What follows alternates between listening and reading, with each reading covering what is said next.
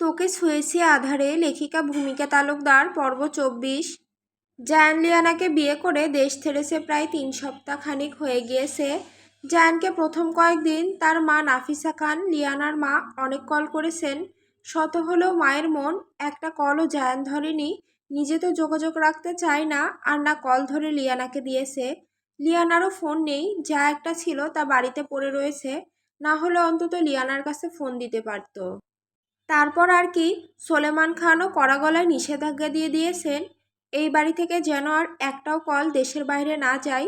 যে কল দিবে তার ব্যাগপত্র গুছিয়ে ঠিক সেখানেই পাঠিয়ে দিব, কথাটা যেন মাথায় থাকে। ব্যাস, তারপর থেকে বাড়ির দুটো বড় ছেলে মেয়ের সাথে পারিবারিক সম্পর্ক বিচ্ছিন্নর পথে। বিয়ের দিনে সেই ঘটনার রেশ থেমে থাকেনি। পুরো দেশ জুড়ে আগুনের মতো ছড়িয়ে পড়েছিল খবরটা। এক শিল্পপতি সোলেমান খানের একমাত্র ছেলে জায়ান খান আর দেশের জনপ্রিয় রকস্টার ঈশান শেখকে নিয়ে এমন কেলেঙ্কারি বিবাহ ঘটনা। পত্রিকার হেডলাইন থেকে শুরু করে টেলিভিশনের পর্দা, সবখানেই শুধু এই খবর। বিয়ের দিনটিতেই ঈশান শেখকে ঢাকা মেডিকেলের আইসিইউতে ভর্তি হতে হয়েছিল। জায়ান খান একেবারে রক্তাক্ত করে আধমরা অবস্থায় ফেলে দিয়ে গিয়েছিল তাকে। জ্ঞান ফেরার পর পাগলের মতো তার নীলাঞ্জনাকে খুঁজে ডাক্তার নার্স কেউ তাকে থামাতে পারছিল না। শারীরিক যন্ত্রণার চেয়েও বুকের ভেতরের দগদগে ক্ষতটা যেন 1000 গুণ বেশি জ্বালিয়ে দিচ্ছিল। হাত থেকে ইঞ্জেকশন খুলে ফেলছে, যন্ত্রপাতি ছিঁড়ে ফেলছে, ভাঙচুর করছে পাগলের মতো। চারিদিকে চিৎকার করে কেবল লিয়ানাকেই খুঁজে যাচ্ছিল। যে বিয়েটা তার সঙ্গে হওয়ার কথা ছিল, যে স্বপ্ন সে 2 মাস ধরে বুনেছিল, সেই স্বপ্নটাকেই যেন মুহূর্তে ছিঁড়ে ছুটে ফেলে দিয়ে চলে গেছে জায়ান। চোখের সামনে থেকে লিয়ানাকে ছিনিয়ে নিল, কোনো উত্তর না দিয়েই, কোনো ব্যাখ্যা ছাড়াই। জায়ানের শত্রুতামি তো তার সাথে ছিল, লিয়ানা তো এসবের বাইরে ছিল। তাও কেন এমন করলো জায়ান? এত বড় শাস্তি কেন দিয়ে গেল? হাসপাতালের দেয়াল কেঁপে উঠছিল তার গলার চিৎকারে। এটা কেন করলি তুই জায়ান? কেন আমার নীলাঞ্জনাকে নিয়ে গেলি? সে তো আমার ছিল, আমার বউ হওয়ার কথা ছিল। তার বুক ফেটে বেরোনো চিৎকার শুনে আঁতকে ওঠে হসপিটালের সকলে। কিন্তু সবচেয়ে বেশি আঘাত পেল তার মা রিনা শেখ। সারা জীবনে তিনি তার ছেলেকে কাঁদতে দেখেননি। কোনো কিছুর অভাব তো কখনোই ছিল না ঈশানের জীবনে। নিজের বাবার মৃত্যুতে এমন হাহাকার করেনি সে। কিন্তু আজ আজ যেন সবকিছু ভেঙে গুঁড়িয়ে পড়েছে। হাসপাতালের সাদা দেওয়ালের কোণে দাঁড়িয়ে রিনা কেবল তাকিয়ে থাকলেন ছেলের দিকে। বুকের ভেতরটা ছিঁড়ে যাচ্ছিল তার, কণ্ঠ কাঁপছিল, চোখ ঝাপসা হয়ে গিয়েছিল জলে। অবশেষে ছুটে গিয়ে ছেলেকে জড়িয়ে ধরলেন বুকের মাঝে। শান্ত হও ঈশান, সব ঠিক হয়ে যাবে বাবা, কেঁদো না। কিন্তু কে শোনে কার কথা? ছেলের বুক ভাঙা কান্না থামানো যায় না। বিয়ের পর থাইল্যান্ডে হানিমুনের জন্য টিকিটও বুক করে রেখেছিল সে। এখন সেই টিকিট ধরে কাঁদতে থাকে। রিনা শেখের বুক ভিজে গেল ছেলের অশ্রুতে। সেদিন তিনি বুঝলেন তার জীবনের সবচেয়ে বড় ভয়টা সত্যি হয়ে গেছে। তার ছেলে ভালোবেসে ভেঙে গিয়েছে, একেবারে চুরমার হয়ে গেছে। তিনি ছেলেকে বুকের ভিতর শক্ত করে জড়িয়ে ধরে ফিসফিস করে বললেন, শান্ত হও ঈশান, শান্ত হও বাবা। কিন্তু কাকে শান্ত করবেন? একটা ভেঙে যাওয়া হৃদয়কে, নাকি একটা ছিন্ন ভিন্ন স্বপ্নকে? হাসপাতালের অন্ধকার করিডোরে শুধু প্রতিধ্বনি হচ্ছিল ঈশানের গলাফাটা চিৎকার আর রিনা শেখের বুকের নিঃশব্দ কান্না। মায়ের কাঁধে মাথা চাপিয়ে ঈশান কেঁদে কেঁদে বলে, আমি তো তাকে মন থেকে চেয়েছিলাম, তাও কেন পেলাম না? ভাগ্য এত নিষ্ঠুর কেন মামুনি? ভালোবাসা এত যন্ত্রণা, তা আগে জানা ছিল না। এত যন্ত্রণা নিয়ে আমি সারা জীবন বেঁচে থাকবো কিভাবে? আমি মরেও যাব মামুনি। আমি নিজের চোখের সামনে আমার ভালোবাসার মানুষকে অন্য কারোর হতে দেখেছি। এভাবে বাঁচা যায় না। তাকে হারানোর যন্ত্রণা নিয়ে সারা জীবন বাঁচার চেয়ে আমার জন্য মৃত্যুই শ্রেয়। প্যারিসের আকাশে ছোঁয়া ঝলমলে এক নামকরা 5 স্টার হোটেল, যেখানে নামি দামি ব্যবসায়ী সেলিব্রিটি লোকদের আনাগোনা লেগেই থাকে। সেই বিশাল হোটেলের সামনে এসে থামে এক কালো ঝকঝকে অডি R8 গাড়ি। দরজা খুলতেই বেরিয়ে আসে অ্যালেক্স অ্যালবার্ট, সোনালি চুল, নীল চোখের অধিকারী, দেখতে যেন সরাসরি কোনো ফিল্ম স্টার। ইনস্টাগ্রামে লাখো ফলোয়ার, মডেল আর সুন্দরীদের প্রিয় মুখ। যেমন করে গ্রেট জায়ান খানের প্রেমে মেয়েরা দেওয়ানা লাইন দিয়ে দাঁড়ালেও, জায়ানের কাছ থেকে সামান্যতম পাত্তা না পেলেও অ্যালেক্সের কাছে এসে মেয়েরা হতাশ হয় না। ফ্ল্যাটিং স্কেলে নাম্বার 1 এই ইবন হার্ট এর জুনিয়র লয়ার নিজের পার্সোনালিটি দিয়ে সহজেই বশ করে ফেলতে পারে তরুণীদের। হোটেলের বিশাল কাচের দরজা ঠেলে ভেতরে ঢুকতেই ভদ্রতাপূর্ণ হাসি নিয়ে এগিয়ে আসে সেখানকার স্টাফরা। কেউ কিছু বলে না, অথচ সবার দৃষ্টিতে লুকিয়ে থাকা এক ধরনের অদ্ভুত শ্রদ্ধা মিশ্রিত ভয় স্পষ্ট। কারণ অ্যালেক্স এখানে নতুন কেউ নয়। তার আগমনের খবর পেলে লবি থেকেই নিঃশব্দে সংকেত চলে যায় উপরে। কেউ প্রশ্ন করল না, কেউ জিজ্ঞাসা অবধি করল না। অ্যালেক্স আলবার্ট নামটাই যেন এক নিঃশব্দ পাসওয়ার্ড। সাথে সাথেই লিফটের ডাক পড়ে। ৬৬ তলা হোটেলের ৯ তলায় এক বিশেষ কক্ষ প্রস্তুত হয়ে আছে। Room number ৯০৭। যেন অদৃশ্য নিয়মে ঠিক এই রুমটাই সবসময় তার জন্য নির্দিষ্ট। স্টাফরা নিঃশব্দে সব আয়োজন সেরে রাখে, আর অ্যালেক্স ধীর পায়ে হাতে মোবাইল ঘোরাতে ঘোরাতে সোজা সেদিকেই চলে যায়। মুখে সেই চিরসেনা বেপরোয়া হাসি। পিন নাম্বার চাপতেই ৯০৭ নম্বর রুমের দরজা নরম শব্দে খুলে গেল। ভেতরে ঢুকেই অ্যালেক্সের চোখ আটকে গেল। সাদা মখমলের বেডে বসে আছে এক রাশিয়ান মেয়ে। লাল ওয়াইনের গ্লাস হাতে ধীরে ধীরে চুমুক দিচ্ছে। চোখে কেমন যেন দুষ্টু ঝিলিক। অ্যালেক্সকে দেখে হাত নেড়ে ইশারা করে তার পাশে বসতে বলল। অ্যালেক্স ভিতরে ঢুকেই পেছন থেকে দরজাটা লক করে দিল। ধীর পায়ে এগিয়ে গিয়ে মেয়েটির সামনে দাঁড়ালো। Are you নামরা? মেয়েটি ওয়াইনের গ্লাসটা এক হাত থেকে আরেক হাতে নিল। তারপর হঠাৎ করে অ্যালেক্সের প্যান্টের বেল্টে আঙুল ঢুকিয়ে টেনে নিজের দিকে আনলো। ঠোঁটে খেলা করলো এক প্রলোভনময় হাসি। রিয়েলি, তুমি আমাকে না দেখেই চলে এসেছো? অ্যালেক্স ঠোঁট বাঁকিয়ে হেসে ফেলল। দেখার প্রয়োজন পড়ে না আমার। নামরা ধীরে ধীরে বেড ছেড়ে উঠে দাঁড়ালো, হাতে ওয়াইনের গ্লাস। ধীর পায়ে হেঁটে তাতে এক চুমুক দিল। তারপর চোখ তুলে সরাসরি অ্যালেক্সের দিকে তাকালো। তো mister Alex, do you like me?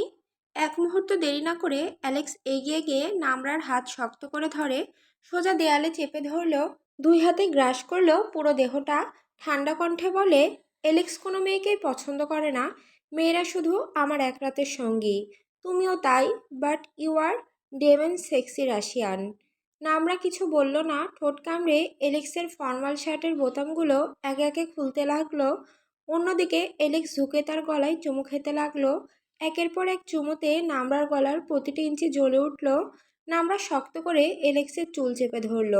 চুমু দিতে দিতে এলেক্স তার নিজের ঠোঁট চেপে ধরল নামরার ঠোঁটে। দুজনেই ডুবে গেল সেই গভীরতায়। মুহূর্তেই চারপাশ নিঃশব্দ হয়ে গেল। কেবল শ্বাস আর বড় চুম্বনের শব্দ মিশে একাকার। এলেক্স ধীরে ধীরে নামরার জামার ফিতা কাঁধ বেয়ে নামাতে শুরু করলো। কিন্তু হঠাৎ ধপ্পাং একটা প্রবল শব্দে কেঁপে উঠল গোটা রুম। ৯০৭ নম্বর রুমের দরজা প্রচণ্ড শব্দে ভেঙে খুলে গেল। এলেক্স আর নামরা দুজনেই আঁতকে উঠে একসাথে তাকালো দরজার দিকে। আর সেখানে দাঁড়িয়ে থাকা ছায়ামূর্তিটা দেখে মুহূর্তে জমে গেল বাতাস। জায়ান্ট পুরো দরজা ভেঙে দাঁড়িয়ে আছে, রক্তিম চোখে তাকিয়ে আছে সরাসরি তাদের দিকে। পেছনে দুজন বডিগার্ড, লম্বা চওড়া যেন হাতির মতো দেহি। জায়ানের এক টুকরো হাতের ইশারাতেই তারা এগিয়ে গিয়ে নামরাকে ধরে ফেলল। জায়ানের হঠাৎ আগমনে অ্যালেক্সের ভুরু কুঁচকে চিৎকার করে উঠল, তুই এখানে এভাবে? আরে ভাই, তুই তো ঘর শত্রু বিভীষণ। তোর রোমান্স নষ্ট করি আমি? তুই বেটা ভুল সময় ভুল জায়গায় কেন এন্ট্রি নিস? বলেই অ্যালেক্স এগোতেই জায়ান বিন্দুমাত্র দেরি না করে কয়েকটা ঘুষি মেরে অ্যালেক্সের গাল চ্যাপ্টা বানিয়ে ফেলে। শালা মাদারবোর্ড, তোর পার্সোনাল লাইফ নিয়ে আমি কখনো মাথা ঘামিয়েছি? না জেনে শুনে একটা মেয়ে পেলেই সোজা রুম ডেটে চলে আসিস। তুই জানিস এই মেয়েকে কি উদ্দেশ্য? ঠিক তখনই একজন বডিগার্ড টেবিলের ফুলদানির ভেতরে হাত ঢুকিয়ে একটা ছোট স্পাই ক্যামেরা বের করে জায়ানের হাতে ধরিয়ে দিল। জায়ান ক্যামেরাটা দেখাতেই এলেক্স হঠাৎ মাথায় হাত দিল আর সোজা নামরার দিকে তাকালো। কি ডেঞ্জারাস মহিলা, ও মাই গড! নামরা দাঁতে দাঁত পিষে বারবার নিজেকে ছাড়িয়ে নেবার চেষ্টা করছিল, কিন্তু হাতির মতো গার্ডের থাবা থেকে বের হওয়া তো এত সহজ নয়। ছেড়ে দাও আমায়, কাকে আটকে রেখেছো জানো? রুমের ভেতর এক মুহূর্তে টানটান নীরবতা নেমে এলো। কেবল ভারী শ্বাস, রক্তিম চোখ আর ভয়ঙ্কর উত্তেজনায় ছড়িয়ে আছে বাতাসে। অফকোর্স, জায়ানের কণ্ঠে এমন এক ঠান্ডা তীব্রতা ভেসে উঠল। কুখ্যাত গ্যাংস্টার ডন কোবরার গার্লফ্রেন্ড তুমি। জায়ানের কথাটা কট করে কাটা হতেই এলেক্সের চোখ কপালে উঠল। অবাক, ভয়ের, বিশ্বাসঘাতকতা সেই মিশ্র প্রতিক্রিয়া মুখে ফুটে উঠল। কি? কোবরার গার্লফ্রেন্ড? নারী কত সুন্দর অভিনয় করে, অভিনয়ের জন্যেই নারী সেরা রে। শুধু তাই নয়, কুবরার কথা মতোই সে এখানে এসেছে। কি জঘন্য নারী! তারপর নামরার দিকে তীক্ষ্ণ চাহনি দিয়ে জায়ান বলে, বয়ফ্রেন্ডের কথা শুনে অন্য এক পুরুষের সঙ্গে বেডে শুতে চলে এসেছো? যদি সে তোমাকে ভালোবাসতো তাহলে নিজের স্বার্থের জন্য তোমাকে ব্যবহার করতো না। Understand? I think you better understand. কথা শেষ হতেই গাড্রা নামরাকে ধরে নিয়ে চলে গেল। জায়ান ধীরে টেবিলের ওপর থেকে ওয়াইনের গ্লাসটা তুলে শুকতে লাগলো, যেটা নামরা অ্যালেক্সের জন্য বানিয়ে রেখেছিল। গন্ধ শুকে জায়ানের বুঝতে দেরি হলো না, এতে মিশানো আছে উচ্চ ডোজের ড্রাগ। জায়ানকে ফাঁসানোর ষড়যন্ত্র বানাচ্ছে কুবরারা, তাই এলেক্সকে টোপ হিসেবে ব্যবহার করতে চাইলো। এলেক্স নিজে কিছুই বুঝতে পারছে না, মাথায় হাত রেখে জায়ানের দিকে তাকিয়ে রইল। তবে সেও বুঝলো তাকে মাতাল করে তার পেট থেকে, ফোন থেকে তাতে থাকা সব তথ্য, ডকুমেন্টস, ফাইল লিক করতে চেয়েছিল। তাদের সম্পর্ক পরিকল্পনায় এসব বের করে আনার উদ্দেশ্য তার সুন্দরী গার্লফ্রেন্ডকেই ব্যবহার করেছে ডন কোবরা। আর রেকর্ডিং স্পাই ক্যামেরা নিয়ে কেন এসেছে নামরা? এই লেই মহিলা স্পাই ক্যামেরা কেন নিয়ে এলো? তোর মান সম্মান নষ্ট করতে, সাথে আমারও। আরও কর বেডিবাজি। তোকে স্ক্যান্ডালে জড়াতে চেয়েছিল। মানে? তোর আকাম কুকামগুলো রেকর্ড করে বড় পর্দায় দেখিয়ে দিত, সবার সামনে রিপ্রেজেন্ট করতো তুই মেয়েদের নিয়ে কী কী করিস। এলেক্স বড় বড় চোখে তাকিয়ে থাকে, যেন চোখ ফেটে বের হয়ে যাবে। গলায় হঠাৎ এক কাটা ধরা শব্দ। Shit shit shit. What the fuck. আমার ইজ্জত লণ্ডভণ্ড হয়ে যেত ভাই তুই না থাকলে। আয় তোরে একটা বড় করে চুমু খাই। স্যার, আমি কি গে নাকি?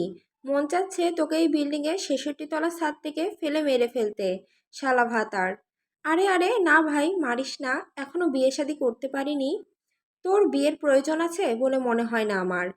যত যাই বলিস, বিয়ে আর বইয়ের মধ্যে আলাদা এক ফ্লেভার আছে, কি বলিস? তোকে কে বিয়ে করবে? কোনো ভালো মেয়ে তোকে বিয়ে করবে না। করবে না মানে? দেখবি আমি একদম পিওর ভদ্র মেয়েকে বিয়ে করে দেখাবো। গড যেন তোর কপালে বই না রাখে।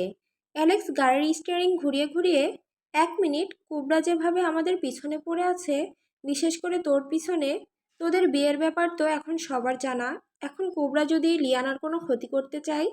জায়ান অন্ধকার রাস্তায় দূরে কিছুটা তাকিয়ে ধীরে বলল, পার্টিতে সেদিন আমি তাকে নিয়ে যেতেই চাইনি। মানুষ দেখবে, শুনবে, জানবে, চিনবে, তা আমি কখনোই চাইনি। আমার জীবন তো মোটেও 4-5 জন মানুষের মতো না। এই মেয়েটাকে কিভাবে বোঝাবো? টাকার চেয়েও শত্রু সংখ্যা বেশি আমার। আমি কখনোই চাই না আমার জন্য ওকে কেউ টার্গেট করুক। তার জন্যে যদি আমাকে নিচে নামতে হয়, আমি ততটা নিচে নামতে রাজি আছি। তারপর অ্যালেক্স বলল, আমার মনে হয় লিয়ানার জন্য এখন প্যারিস একদমই সেফ না। তুই লিয়ানাকে প্যালেসে নিয়ে যা। জায়ান কিছু বলল না, শুধু তার ঠোঁটের কোণে একটা বাঁকা হাসি টেনে নিল।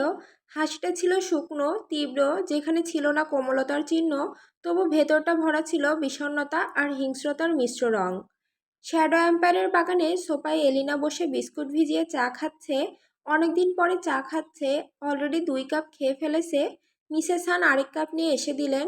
ওহ মিসেস হান, আপনি তো চা একদম অসাধারণ বানান, একদম মায়ের হাতের মতো। লিয়ানার মুখে হাসি, চোখে নীরব প্রশান্তি। পাশে নাদিয়া বসে হাসতে থাকে লিয়ানার কাণ্ড দেখে। লিয়ানা মিসেস হান থেকে চা আর স্যুপের বাটি নিয়ে নাদিয়াকে স্যুপ খেতে বলে। নুরি আপু, তোমার শরীর এখনো ভালো হয়নি, এত কাজ করো না তো। বলে নাদিয়ার ল্যাপটপটা বন্ধ করে দেয় লিয়ানা। তারপর চুল পেছনে সরিয়ে দুষ্টুমি টেনে বলে, দেখো মাহাতাব ভাইয়া তোমার কত কেয়ার করে। ওই গুন্ডা লোকটা থেকে বাঁচিয়ে এনেছে, কি সুন্দর ব্যান্ডেজ করে দিয়েছে। আচ্ছা ওই বদমাশ লোকটার কি অবস্থা এখন? নাদিয়া বুঝতে পারল জায়ানি লিয়ানাকে এসব ভুলিয়ে ভালিয়ে বুঝিয়ে দিয়েছে। ও না মানে, গুন্ডা নিশ্চয়ই এখন হাসপাতালে ভর্তি আছে। আমি তো জানি না, মার্কো একটু মেরেছে এই আর কি। একেবারে মেরে ফেলা উচিত ছিল, বদমাইশ লোক। জায়ান অ্যালেক্সও ততক্ষণে চলে এসেছে। জায়ান গাড়ি থেকে নেমেই সোজা সোফায় এসে বসে পড়ে লিয়ানার পাশে, পায়ের উপর পা তুলে। লিয়ানা জায়ানকে দেখেই মুখে ভেংচি কেটে ফিসফিস করে ওঠে, আসতে জমিদার। জায়ান নাদিয়ার দিকে তাকিয়ে বলে, জানিস একজন বলছে তার নাকি কাছে থেকে চাঁদ দেখার অনেক শখ। ভাবছি কাছ থেকে দেখার কি দরকার, একেবারে চাঁদ থেকে ঘুরে আসি, কি বলিস? জায়ানের এহেন কথা শেষ হতেই নাদিয়া, লিয়ানা, মিসেস হান, এলেক্স সবাই অবাক হয়ে যায়। লিয়ানা চোখ বন্ধ করে ফেলে, সে বুঝতে পেরেছে কথাটা জায়ান তাকে উদ্দেশ্য করে বলেছে। কারণ ওই দিন রাতে জায়ান যখন লিয়ানাকে বলেছিল, আপনার কি লাগবে ম্যাডাম, লিয়ানাও তখন মজা করে বলেছিল চাঁদ দেখতে চায় কাছ থেকে। কিন্তু জায়ান বিষয়টা এত সিরিয়াস নিয়ে নিবে তা তার জানা ছিল না। নাদিয়া, মার্কোকে ডাক, চাঁদে যাওয়ার সব রকম ব্যবস্থা কর।